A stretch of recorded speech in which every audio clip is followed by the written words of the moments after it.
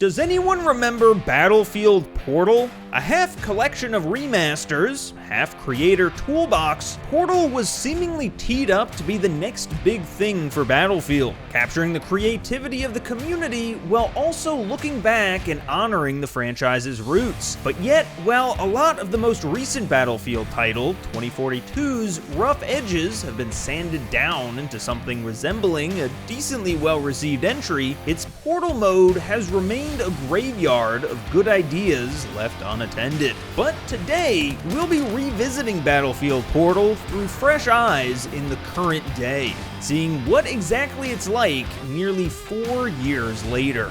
So first of all, for those unfamiliar, Battlefield Portal set out to let you, quote, change the rules of war. At its core, it's custom games, but with the added twist of including mode-specific maps, weapons, and gameplay mechanics brought in from previous titles representing the different eras of classic Battlefield. And it effectively functioned as a soft remake of sorts, remixing all these different elements and smashing them together, which sounds like a Battlefield fan's dream, right?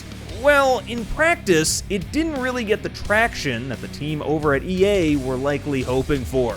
See, the main game launched in a pretty disastrous state. The core multiplayer experience was pretty much universally panned for changing up the formula too much, and combine that with a lackluster new extraction mode and a lack of single-player campaign, that meant that the weight of the game fell on Portal's shoulders. And while by no means was Portal as big of a disappointment as the core experience, it still flopped in a pretty big way. Firstly, there were no persistent servers, meaning that if the host who started the game left, the match would just end. And while many appreciated the return of fan-favorite maps, many players felt that there just wasn't enough of them, as most of the rotations still consisted of 2042 maps, of which the fanbase overwhelmingly disliked, which was a bit of a shame, since the creator tools that the mode featured were surprisingly robust, letting you create some really interesting new takes on existing modes, and even letting you create something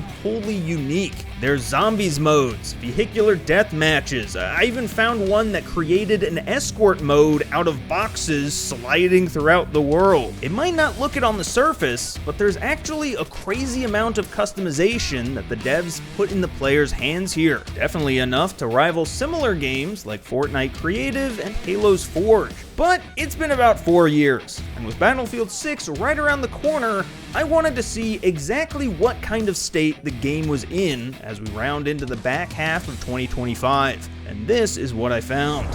For the first game, I just loaded straight into the top server on the recommended tab, an infected mode that pit a team of regular players against another team of knife-wielding bots who could insta-kill you. And while I had a bit of fun here for a bit, you can only mow down an endless horde of AI enemies from the comfort of your impenetrable armored vehicle for so long without getting a little bit bored. And out of curiosity, I checked the scoreboard and realized that I was one of only 5 actual people in this lobby, which felt strange given that it was the top recommended experience in an active live service title. This prompted a bit of a search party as I hopped from server to server trying to find where the most players were at. But it seemed like in just about every single one, bots were outnumbering actual people 10, 20, 50 to 1. And this is probably issue number 1 with the mode on a conceptual level. See, Battlefield is built around big team modes, so by definition, it really lives or dies by how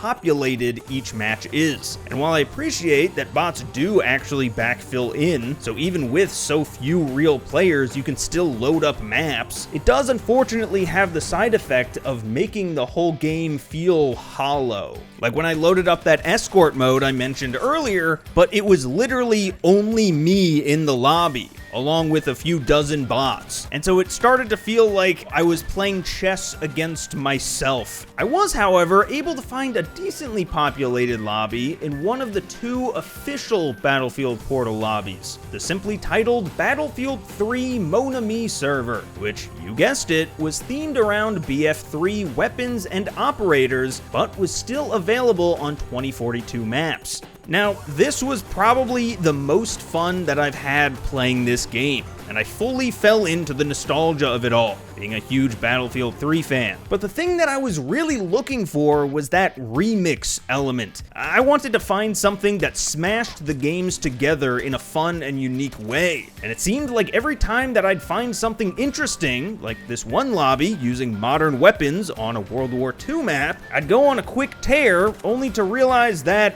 hey, I haven't had to reload in a while. That's weird, and it seems like I can't die either. Oh, I'm in an XP grinding server. That makes sense. And those XP farms make up at least a good 50% or so of all public servers, which I get, given that XP here counts toward the main game, and in this day and age of live service gaming, you've gotta min-max your XP rates and everything. But for a mode that was pitched as a crazy, anything goes, creatively fueled sandbox mode, to see it turned into a glorified Destiny loot cave just feels wrong.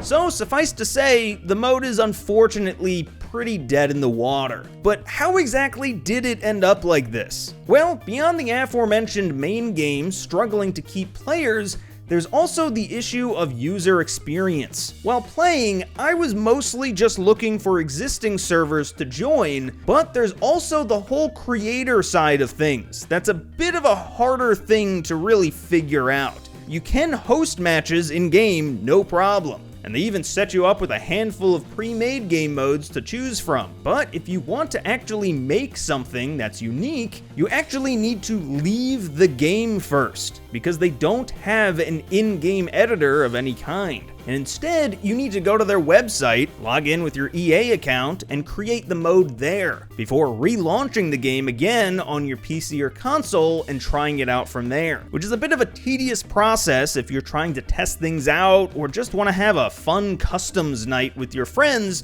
that keeps getting interrupted by needing to build and then reload them through an entirely different browser-based medium. And on top of that, there's also no in-game browse features to find fun modes that others have made. And to my admittedly limited knowledge, the only way to find new games is by going to a third-party website made by the community where players have manually uploaded their own. Now compare this to those competitors I mentioned earlier, like Halo for example, where maps and modes are able to be browsed and then immediately launched with a button press, with pictures and ratings to help draw out the best ones, and frequent spotlights being put into featured playlists, and it's night and day.